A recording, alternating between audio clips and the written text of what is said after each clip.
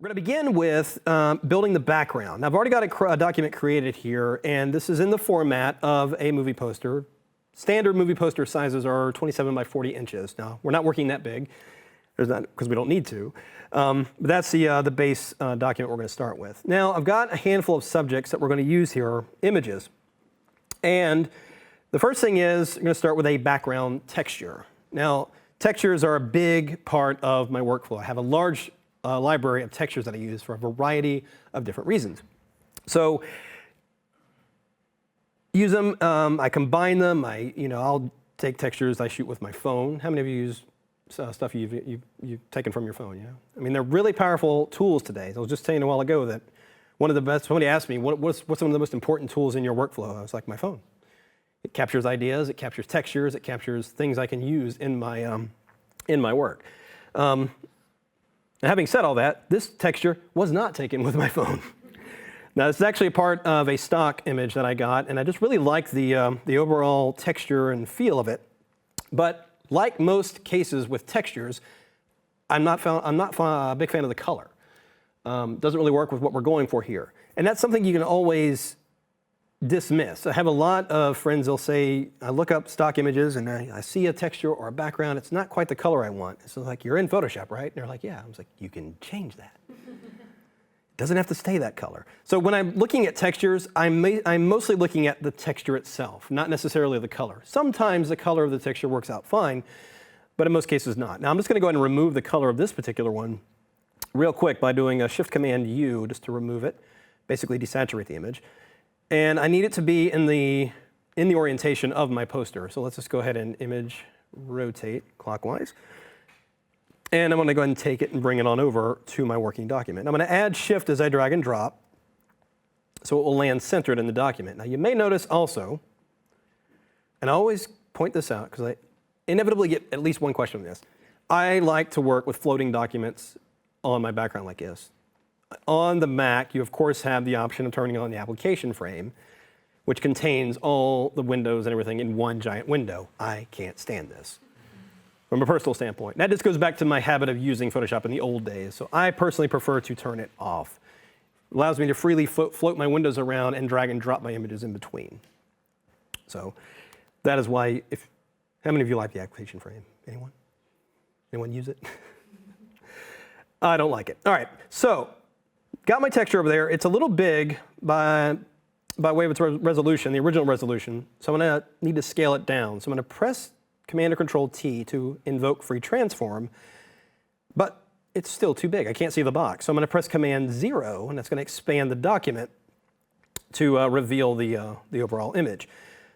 Now I want to scale it proportionally to the center. So I'm going to hold down Shift and Option, and let's just scale it down until it fits. Now, actually, I'm going to release Shift and just scale it centered disproportionately. I want to have it snap right to the edges there. Because it's a texture and it's an abstract image, doesn't matter, you won't see any distortion. Now, let's bring back up my layers panel here. I've got a little folder group there. That'll become relevant in just a little bit. So I've got this on over top the background layer. Now I want to give it a color, different obviously from my original color.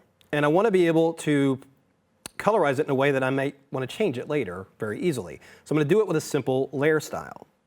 So I'm going to go in here and double click on the layer. Just opens up the layer style panel. And we're going to do a color overlay. And how do you like that? It remembered my settings. This is actually the settings I want to use. So I want to use this kind of blue color here. And this was a very scientific decision, choosing this particular color. I just put my cursor somewhere in here and just clicked once. And there it was. So I always share the numbers. Everybody asks me, how'd you get that color? And I went in here and I went, oh, I like that. And just, a lot of people want there to believe, but they want to believe that there's some real scientific process to choosing something like that. It's like, no, you're just an artist. You just randomly pick a color. Bob Ross didn't calculate the ounces of paint he put on this tablet. He just put it on there and brushed it out. So.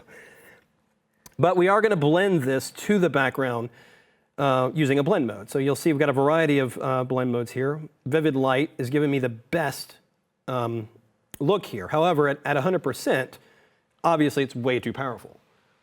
And I've seen a lot of people quickly dismiss a blend mode or something like this because it's just overbearing, it's too powerful. But remember, you've got a variety of settings here. So by dialing this down to about 35%, puts a nice cool cast on that background texture, and it's not too overbearing.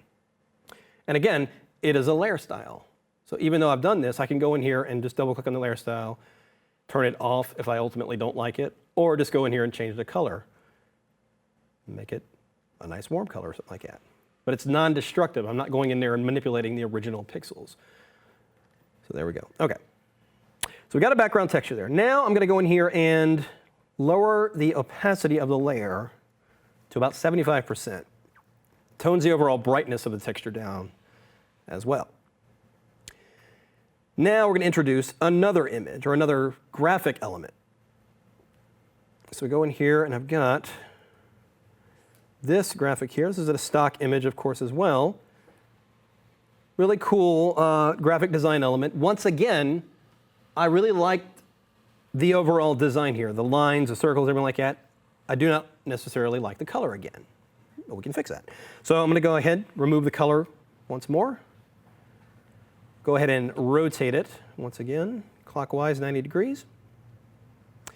And then once again, we'll just drag and drop it into the working file here. There we go. Now, I want to blend this with that background texture. There's a variety of ways you can go about doing that. You can, of course, use a blend mode. And blend modes are very unpredictable. You don't know what's going to work with what image. They're very different when they blend with a certain type of photograph or texture or something like that. So you got to kind of try them. In this particular case, though, I discovered that no blend mode gave me what I was looking for.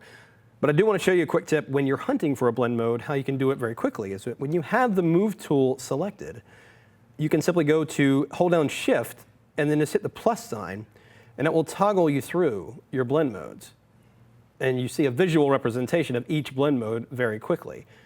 So you can tell right away exactly how each one's going to look. Because if you go in the menu and just try each one like this, if you have that kind of time, go ahead.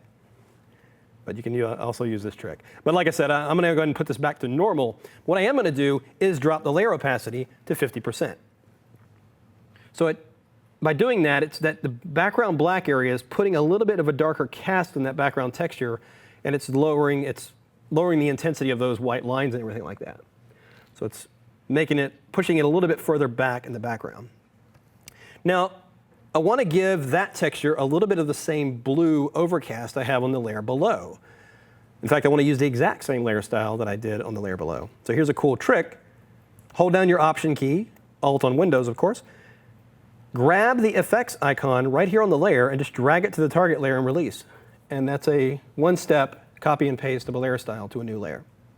Picks it up, and now we've got that background looking a lot better. So you can see the big difference it made there on adding a little more color saturation to that texture. All right. Now, let's go ahead and do one more thing. Let's do a save. Because that's the basic elements of our background put together. So I'm just going to save this stage at one point. I realize there is the autosave in Photoshop. But when you lose enough projects due to Photoshop crashing, you get in the habit of saving a lot. So that's really never left me. That's a good thing. So usually when I do a major step, if I finish a certain element or a 3D element like that, I always do a save purposely. Sometimes I'll save it as a separate document. Myself, like many designers, will have a folder and it's Final 1, Final 2, Final 4. You've probably seen that online with a lot of people joking about it. It's very true.